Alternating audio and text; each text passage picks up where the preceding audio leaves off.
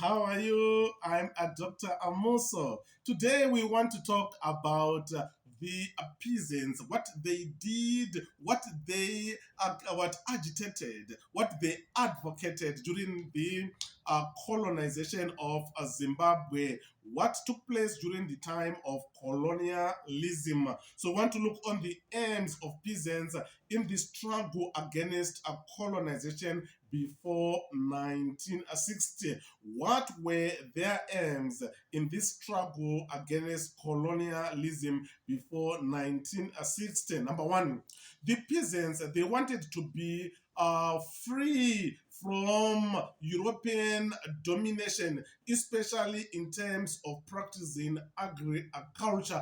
Their type of agriculture was determined by the settlers or by the whites.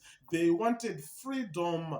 They wanted to be free peasants who were going to be in a position of cultivating the crops, planting the crops that they wanted. But this was not the case. Why? Because the whites determined the type of agriculture that was supposed to be done by the local people during this particular period of time. Number two, the peasants also wanted to have fertile lands.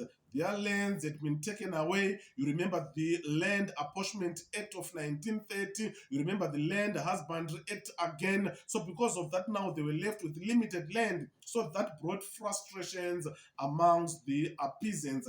The peasants also wanted to have a good pastures for their animals. Their pastures for their animals, they were not adequate. Their animals, they were suffering. Why? Because they were not having a good grazing pastures. They also wanted to keep a cattle on their own land. Their cattle, we see that they were kept somewhere else.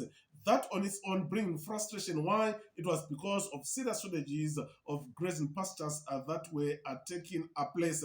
They also wanted to keep their culture. Their culture was eroded because of the dominance of the whites during this particular period of colonization. They also wanted to avoid migrant workers, that is, moving from place to place searching for work. They're not pleased about this because their families were being destroyed by so doing. So they wanted to avoid this issue of migrant workers or migrant work places. They also wanted to have more land so that they were in a position to practice agriculture. Remember, they had big families, so big families required them to have a large piece of land where they were going to practice agriculture on a large scale. But this was not possible because most of their lands had been taken away by the whites during the acts that they had introduced to disadvantage the Africans. That is what we have, the aims of peasants in the struggle against colonization before 1960. Thank you. I'm Dr. Muso.